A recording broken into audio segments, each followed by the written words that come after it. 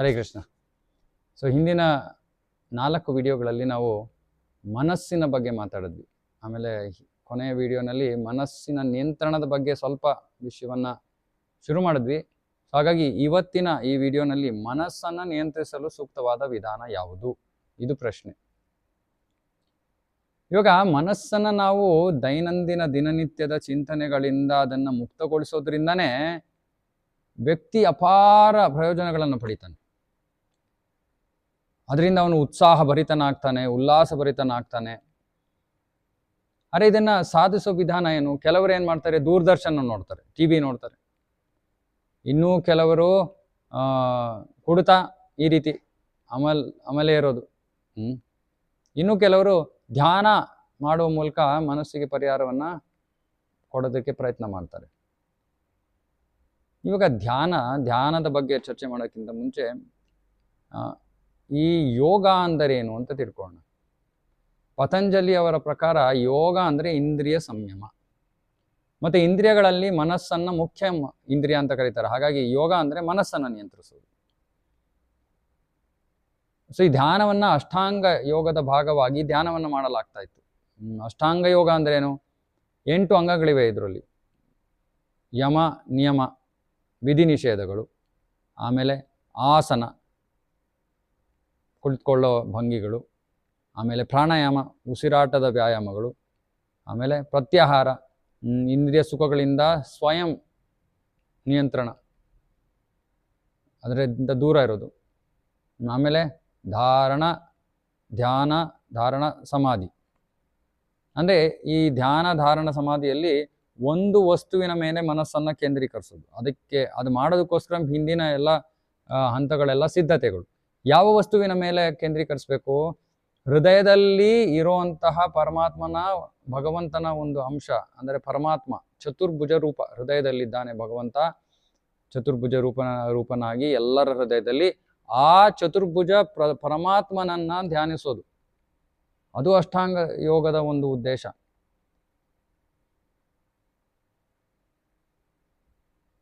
ಹಾಗಾಗಿ ಇವಾಗ ಅದನ್ನ ಮಾಡೋದಕ್ಕೆ ಏನ್ ಮಾಡ್ಬೇಕು ಯೋಗಿ?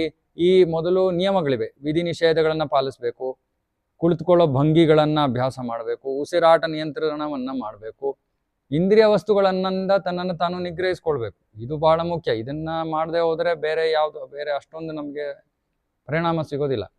ಅದಾದ್ಮೇಲೆ ಭಗವಂತನ ಪರಮಾತ್ಮನ ಮೇಲೆ ಧ್ಯಾನ, ಆಮೇಲೆ ಸ್ಥಿರ ಧ್ಯಾನ, ಕೊನೆಗೆ ಸಮಾಧಿ ಹಂತಕ್ಕೆ ಬಂದಾಗ ಏನಾಗುತ್ತೆ? ಇವಾಗ ಸಮಾಧಿ ಹಂತದಲ್ಲಿ ಮನಸ್ಸು ಯಾವುದ್ರ ಮೇಲೆ ಕೇಂದ್ರೀಕೃತವಾಗಿದೆ? ಆ ಹೃದಯದಲ್ಲಿರೋ ಪರಮಾತ್ಮನ ಮೇಲೆ. ಆ ಹೃದಯದಲ್ಲಿರೋ ಪರಮಾತ್ಮನ ಮೇಲೆ ಮನಸ್ಸು ಕೇಂದ್ರೀಕೃತವಾಗಿರೋದ್ರಿಂದ ಸಮಾಧಿ ಹಂತದಲ್ಲಿ ಹೃದಯದಲ್ಲಿರೋ ಎಲ್ಲ ಕಲ್ಮಶಗಳು ಹೊರಟೋಗುತ್ತೆ, ಮನಸ್ಸು ತಂತಾನೇ ನಿಯಂತ್ರಣಕ್ಕೆ ಬಂದ್ಬಿಡುತ್ತೆ. ಏನು ಮಾಡೋ ಅವಶ್ಯಕತೆ ಏನಿಲ್ಲ. ಆದರೆ ಅದಕ್ಕೋಸ್ಕರ ಇಷ್ಟೊಂದು ಸಿದ್ಧತೆಗಳಿದೆ, ಇಷ್ಟೊಂದು ಪ್ರಕ್ರಿಯೆ ಇದೆ.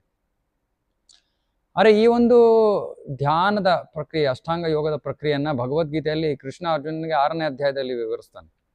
ಅರ್ಜುನ ವಿವರಣೆಯನ್ನ ಕೇಳ್ಬಿಟ್ಟು ಅರ್ಜುನ ಹೇಳ್ತಾನೆ, ಅಯ್ಯೋ ಕೃಷ್ಣ, ಪ್ರಕ್ಷುಬ್ಧ ಗಾಳಿಯನ್ನಾದ್ರೂ ನಿಯಂತ್ರಿಸ್ಬೋದಪ್ಪ, ಮನಸ್ಸನ್ನ ಈ ರೀತಿ ನಿಯಂತ್ರಿಸಕ್ಕಾಗೋದಿಲ್ಲ.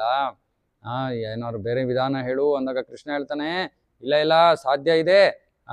ನಿರ್ಲಿಪ್ತತೆ ಮತ್ತು ಸೂಕ್ತವಾದ ಅಭ್ಯಾಸ ಸಾಧನೆಯಿಂದ ನಾವು ಮನಸ್ಸನ್ನು ನಿಯಂತ್ರಿಸ್ಬೋದು. ಈ ಸೂಕ್ತವಾದ ಸಾಧನೆ ನಮಗೆ ತಿಳ್ಕೊಳ್ಳೋದು ಬಹಳ ಮುಖ್ಯ.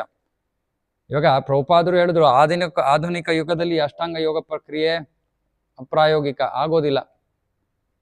ಆದ್ರೆ ಅದರ ಸಾರ ಅಂದ್ರೆ ಏನೋ, ಭಗವಂತನ ಮೇಲೆ ಮನಸ್ಸನ್ನು ಲೀನವಾಗಿಸೋದು. ಅದನ್ನ ಬಹಳ ಸುಲಭವಾಗಿ ಭಕ್ತಿಯೋಗದ ಮೂಲಕ ಸಾಧನೆ ಮಾಡ್ಬೋದು. ಇದು ಕಲಿಯುಗದ ಮಾರ್ಗ. ಇವಾಗ ಭಕ್ತಿಯೋಗ ಅಂದ್ರೆ ಏನು? ಸುಮ್ಮನೆ ಸರಳವಾಗಿ ಹೇಳ್ಬೇಕಂದ್ರೆ ಮನಸ್ಸು ಮತ್ತು ಇಂದ್ರಿಯಗಳನ್ನ ಭಕ್ತಿಯಿಂದ ನಿಯಂತ್ರಿಸುವ ಪ್ರಕ್ರಿಯೆ. ಭಕ್ತಿ ಅಂದ್ರೆ ಏನು?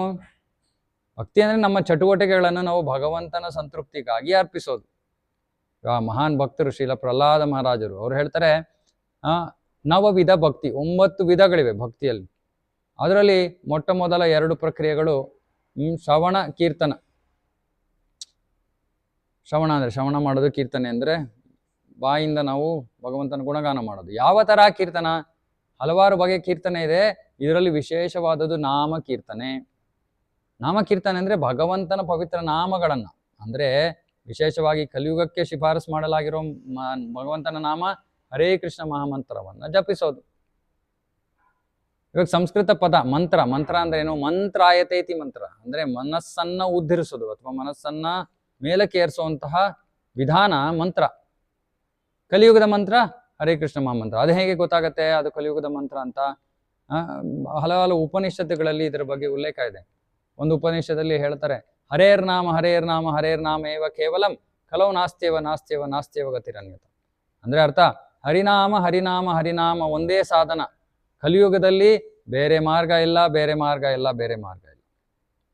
ಆಯ್ತು, ಹರಿನಾಮ. ಯಾವ ಹರಿನಾಮ? ಹರೇ ಕೃಷ್ಣ ಕೃಷ್ಣ ಕೃಷ್ಣ ಹರೇ ಹರೇ, ಹರೇ ರಾಮ ರಾಮ ರಾಮ ಹರೇ ಹರೇ ಇತಿ ಷೋಡಶಕ ನಾಮ್ನಾಂ ಕಲಿಕಲ್ಮಶ ನಾಶನಂ ನಾತ ಪರತರೋಪಾಯ ಸರ್ವವೇದೇಶು ದೃಶ್ಯತೆ. ಈ ಶ್ಲೋಕದಲ್ಲಿ ಹೇಳ್ತಾ ಇದ್ದಾರೆ, ಈ ಹರೇ ಕೃಷ್ಣ ಮಹಾಮಂತ್ರ ಇದರಲ್ಲಿ 16 ಹೆಸರುಗಳಿವೆ. ಮತ್ತು ಇದು ಕಲಿಯುಗದ ಕಲ್ಮಶಗಳನ್ನ ನಾಶ ಮಾಡುತ್ತೆ. ಕಲಿಕಲ್ಮಶ ನಾಶನಂ ನಾತ ಪರತರೋಪಾಯ ಸರ್ವವೇದೇಶು ದೃಶ್ಯತೆ. ಎಲ್ಲಾ ವೇದಗಳಲ್ಲಿ ಹುಡುಕಿದ್ರು ಕೂಡ ಬೇರೆ ಪರಿಹಾರವಿಲ್ಲ, ಇದೊಂದೇ ಇರೋದು ವಿಧಾನ. ಸೊ ಹಾಗಾಗಿ ಈ ಮಂತ್ರ ಭಗವಂತನ 16 ಹೆಸರುಗಳನ್ನು ಒಳಗೊಂಡಿದೆ. ಮತ್ತೆ ಈ ಮಂತ್ರವನ್ನ ಜಪಿಸೋ ವ್ಯಕ್ತಿ ಧ್ವನಿ ಕಂಪನ ಅಂದ್ರೆ ಸೌಂಡ್ ಮೇಲೆ ತನ್ನ ಮನಸ್ಸನ್ನ ಕೇಂದ್ರೀಕರಿಸ್ಬೇಕು. ಹಾಗಾಗಿ ಇದನ್ನ ಮಂತ್ರ ಧ್ಯಾನ ಅಂತ ಕರಿಬಹುದು. ಇವಾಗ ಶಾಸ್ತ್ರದಲ್ಲಿ ಹೇಳ್ತಾರೆ, ಭಗವಂತನ ಹೆಸರು ಭಗವಂತನಿಗಿಂತ ಅಭಿನ್ನ. ಹಾಗಾಗಿ ಆ ಭಗವಂತನಷ್ಟೇ ಶಕ್ತಿಶಾಲಿ ನಾಮ. ಮತ್ತೆ ನಮ್ಮ ಮನಸ್ಸು ನಾಮದ ಮೇಲೆ ಕೇಂದ್ರೀಕೃತವಾದ ತಕ್ಷಣ ನಮ್ಮ ಹೃದಯದಲ್ಲಿರೋ ಮಾಲಿನ್ಯ ಎಲ್ಲ ತೊಡೆದೋಗ್ಬಿಡತ್ತೆ, ಮತ್ತೆ ಮನಸ್ಸು ನಿಯಂತ್ರಣಕ್ಕೆ ಬಂದ್ಬಿಡತ್ತೆ. ಮತ್ತೆ ಇದರಿಂದ ವ್ಯಕ್ತಿ ಮುಕ್ತಿಯನ್ನ ಪಡಿತಾನೆ. ಆದರೆ ಈ ಮುಕ್ತಿ ಈ ಜಪದ ಅಂತ್ಯವಲ್ಲ, ಅಥವಾ ಮನಸ್ಸಿನ ನಿಯಂತ್ರಣ ಕೂಡ ಈ ಪ್ರಕ್ರಿಯೆ ಅಂತ್ಯವಲ್ಲ, ಕೊನೆಯ ಹಂತವಲ್ಲ. ಈ ನಾಮವನ್ನು ನಾಮ ಜಪವನ್ನ ಮುಂದುವರಿಸದ ಹೋದಾಗ ಆ ಭಕ್ತ ಏನ್ ಮಾಡ್ತಾನೆ? ಅತೀಂದ್ರಿಯ ಆನಂದವನ್ನ ಅನುಭವಿಸ್ತಾನೆ. ಮತ್ತೆ ಕೊನೆಗೆ ಭಗವಂತನ ವಾಸಸ್ಥಾನ, ಭಗವಂತನ ಧಾಮವಾದ ವೈಕುಂಠಕ್ಕೆ ಹಿಂದಿರುತ್ತಾನೆ. ಮತ್ತೆ ಅಲ್ಲಿ ಸಂತೋಷ ಮತ್ತು ಜ್ಞಾನಮಯ ಜೀವನವನ್ನ ನಡೆಸ್ತಾನೆ. ಹಾಗಾಗಿ ಕಲಿಯುಗದಲ್ಲಿ ಮನಸ್ಸನ್ನ ನಿಯಂತ್ರಿಸಕ್ಕೆ ಇರೋ ವಿಧಾನ ಅಂತಿಮವಾಗಿ ನಮಗೆ ಮುಕ್ತಿ ಅಥವಾ ಪರಮ ಗತಿಯನ್ನು ಕೂಡ ಕೊಡುತ್ತೆ. ಅಷ್ಟು ಪ್ರಬಲವಾದ ಪ್ರಕ್ರಿಯೆ. ಈ ಹರೇ ಕೃಷ್ಣ ಮಹಾಮಂತ್ರವನ್ನು ಜಪ ಮಾಡೋದು ಹೇಗೆ, ಅದರ ನಿಯಮಗಳು ಇತ್ಯಾದಿ ಇವುಗಳ ಬಗ್ಗೆ ನಾವು ಮುಂದಿನ ವಿಡಿಯೋದಲ್ಲಿ ಚರ್ಚೆ ಮಾಡೋಣ. ಇವತ್ತಿಗೆ ಇಲ್ಲೇ ಮುಕ್ತಿ ಮಾಡೋಣ. ಹರೇ ಕೃಷ್ಣ.